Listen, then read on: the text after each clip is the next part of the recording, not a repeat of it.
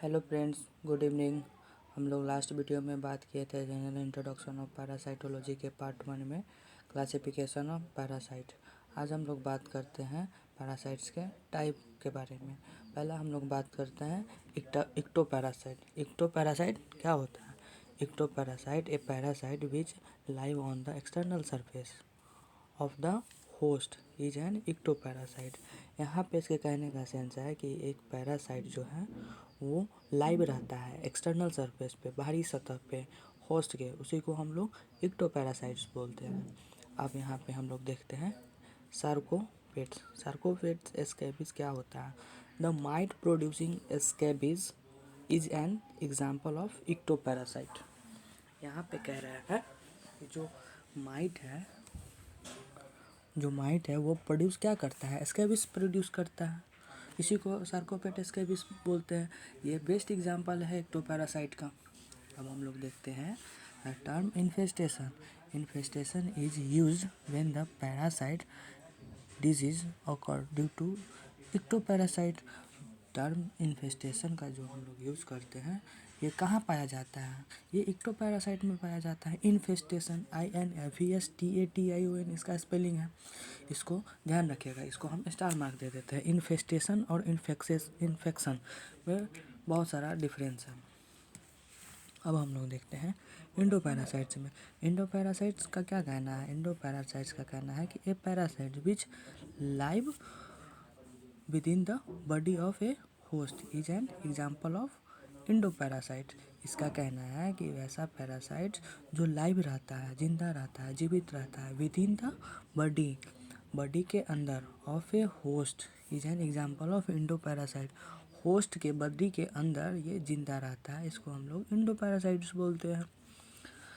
अब यहाँ पे हम लोग देखते हैं all protozoan and helminthic parasite of human beings are endoparasite. जितने भी प्रोटोजोअन हैं और हेलमिंथिक पैरासाइट्स हैं वो ह्यूमन बींग्स में हम उसको इंडोपैरासाइट्स बोलते हैं। अब देखिए यहाँ पे टर्म में देखिए द इन्फेक्शन। यहाँ पे हम लोग इन्फेक्शन के बारे में पढ़ते हैं। The infection is used when the parasitic disease occur due to endoparasites. Infection जो है वो हम लोग कहाँ यूज करते हैं? पैरासाइट्स डिजीज जहाँ पाया जाता है वहाँ पे हम लोग इन्फेक्शन मीनिंग यूज करते हैं। इसको भी हम लोग स्टार मार्क दे देते हैं। इन्फेक्शन और इन्फेस्टेशन में हम लोग फ्रेंड्स देख लिए डिफरेंस क्या है। इन्फेस्टेशन जो है वो लाइव ऑन सरफेस रहता है और इन्फेक्शन जो है लाइव इन द बॉडी में रहता है। ठीक है। अब हम लोग देखते हैं ऑब्लिगेट पैरासाइट्स। चलिए, organism which can not exist without their host are known as obligate parasite. Organism जो है वो विदाउट देयर होस्ट माने वो बिना होस्ट का एग्जिस्ट नहीं कर पाएगा, उसी को हम लोग ऑब्लिगेट पैरासाइट्स बोलते हैं। जैसे मलेरिया पैरासाइट्स का स्पीशीज कौन है? Plasmodium is an example of obligate parasites. Malaria parasite जो है वो बिना होस्ट का एग्जिस्ट ही नहीं कर पाएगा। उसको तो बॉडी में एग्जिस्ट करने के लिए वो बॉडी में पेनिट्रेट करेगा, बॉडी में जाएगा, फिर उसका लाइफ साइकिल होगा तभी ना वो एग्जिस्ट करेगा, नहीं तो वो एग्जिस्ट कर ही नहीं सकता है। तो malaria parasites is the best example of Plasmodium species and best example of obligate parasites. अब हम लोग बात करते हैं फैक्यूल्टेटिव पैरासाइट्स। फैक्यूल्टेटिव पैरासाइट्स का मतलब क्या हुआ? कि organism which under favourable condition में live a parasitic live bird free living existence में ऑल्सो ऑकर। यहाँ पे कह रहा है कि वैसा ऑर्गेनिज्म जो फेवरेबल कंडीशन के अंदर लाइव रहता हो और उसका पैरासाइटिक लाइफ जो हो वो फ्री एग्जिस्टेंस करता हो, उसको हम लोग फैक्यूलेटिव पैरासाइट्स कहते हैं। ये नोट्स हम बना दिए हुए हैं, आप इसका स्नैपशॉट ले सकते हैं ताकि आप लोग के यूनिवर्सिटी एग्ज़ाम में या इंटरनल एग्ज़ाम में काफ़ी हद तक हेल्पफुल बन सके ये नोट्स, इसलिए आप लोग इसको स्क्रीनशॉट ले सकते हैं। यहाँ पे देखिए Nagelleria fowleri is a facultative parasite as it can live independently or freely in soil and water. Naegleria fowleri जो है वो फैकुलेटिव पैरासाइट का एग्जाम्पल है, जो लाइव रहता है, इंडिपेंडेंटली स्वतंत्र रहता है, फ्री रहता है। कहाँ पे? सॉइल में, मिट्टी में एंड वाटर में, पानी में। अब हम लोग पढ़ते हैं एक्सीडेंटल पैरासाइट। एक्सीडेंटल पैरासाइट्स क्या कह रहा है उसको हम समझेंगे। Organism which infect an unusual host are known as accidental parasite.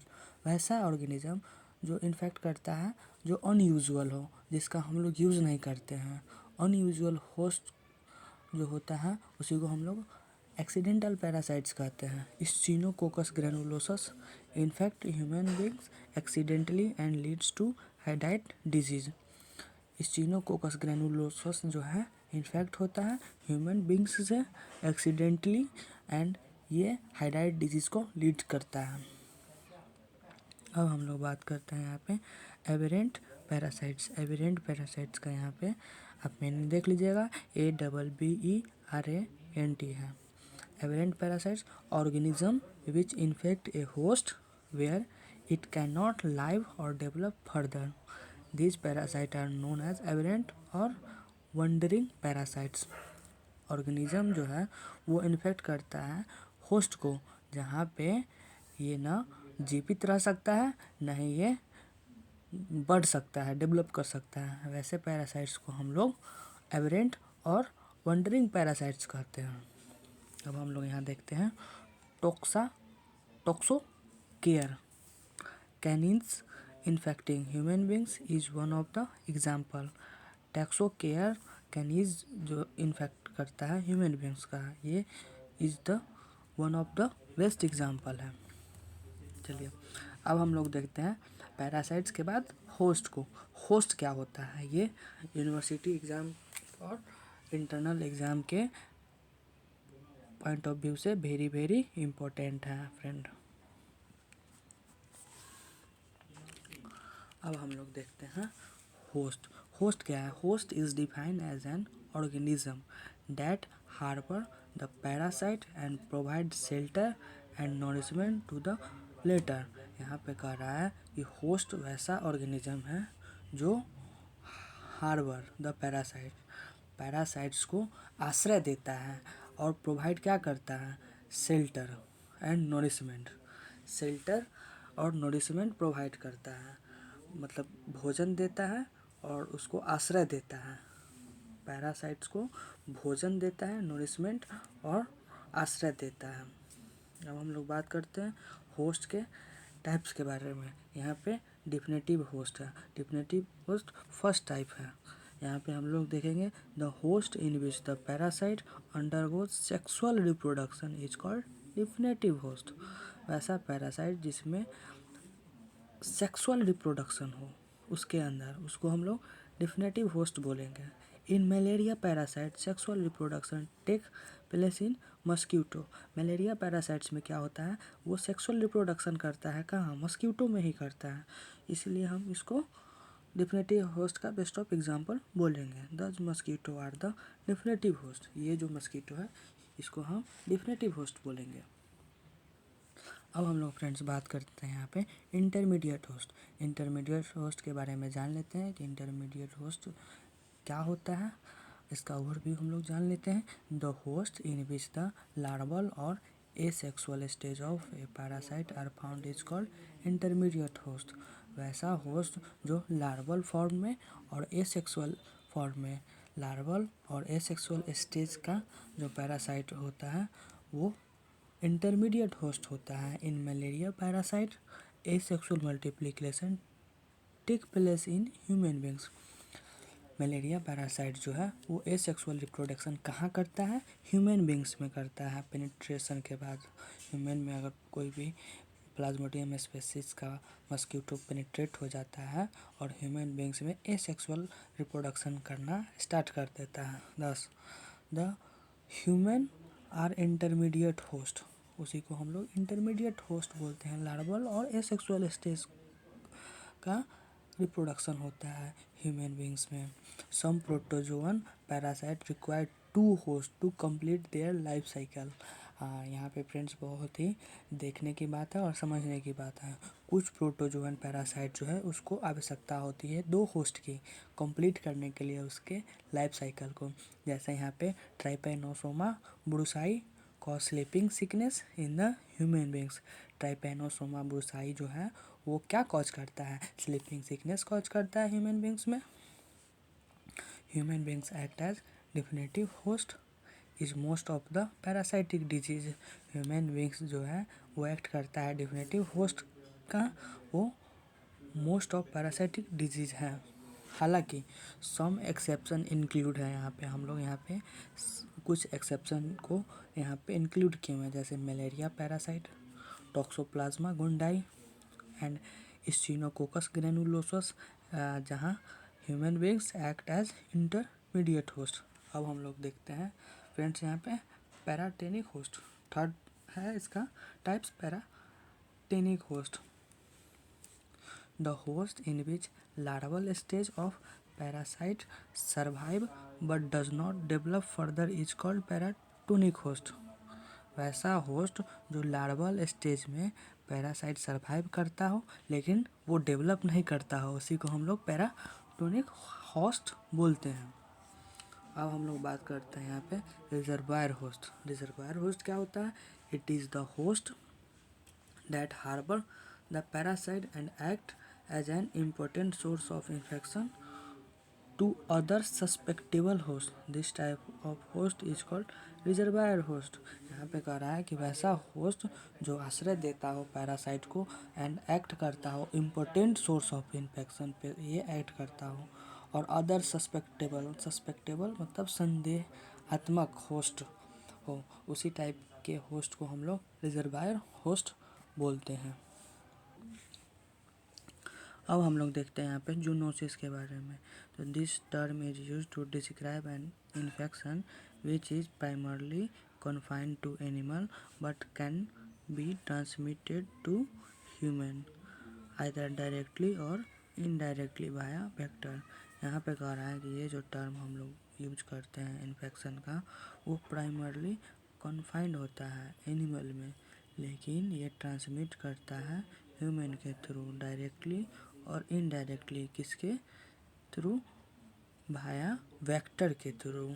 तो the example of parasitic disease that are zoonosis include, यहाँ पे लेशमैनियासिस हो गया, हाइड्रेटिस डिजीज हो गया, साउथ अमेरिकन हो गया, ट्राइपैनोसोमियासिस हो गया, हिस्टोसोमियासिस हो गया और क्रिप्टोस्पोरिडियासिस हो गया।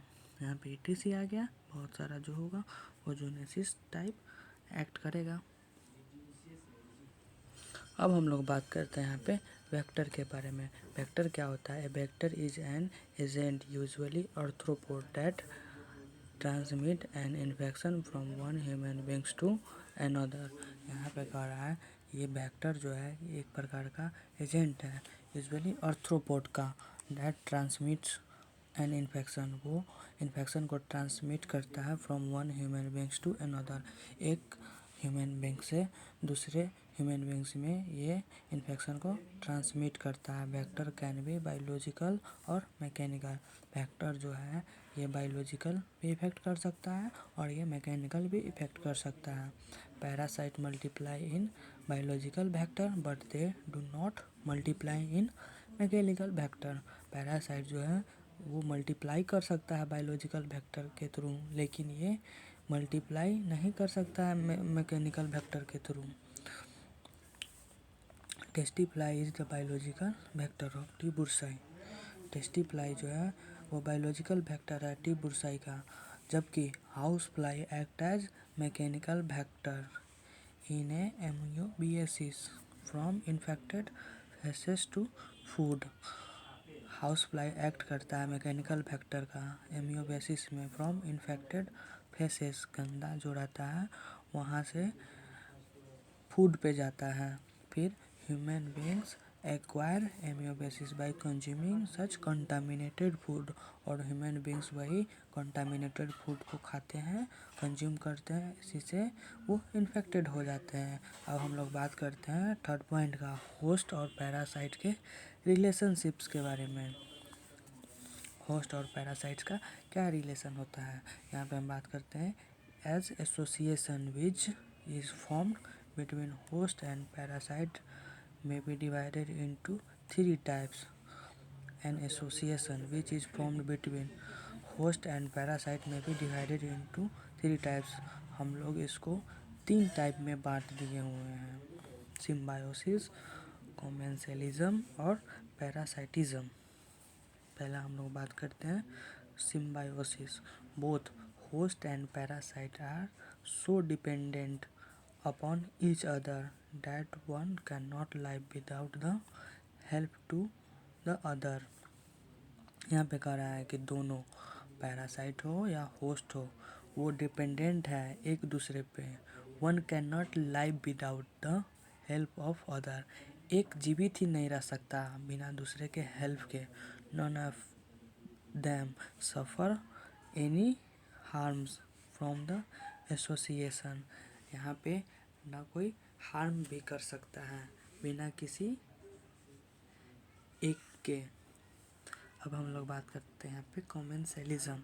It is an association in which parasite only driving benefit without causing any injury to the host. यहाँ पे हम लोग इसका मतलब समझते हैं कि जो पैरासाइट है वो सिर्फ ड्राइविंग करता है, बेनिफिट देता है बिना किसी कॉज किए हुए, इंजुरी किए हुए होस्ट को। इसको हम लोग बोलते हैं कॉमेंसलिज्म। एक commensalism is a capable of lining and independent life. जो कॉमेंसल जो होता है वो हम लोग उसको कैपेबल रहता है, वो अपने आप पे कैपेबल रहता है, इंडिपेंडेंट रहता है लाइफ में। Parasitism it is an association in which the parasite drives benefit and the host get nothing in return and always suffer some injury. ये कह रहा है कि parasitism is association in which the parasite drive benefit, ये benefit देगा और host जो है वो रिटर्न नहीं होगा और ऑलवेज सफ़र करेगा, कुछ ना कुछ इंजुरी उसमें हो ही जाएगा। तो the parasite can not live an independent life. और जो पैरासाइट है वो स्वतंत्र लाइफ नहीं जी पाएगा।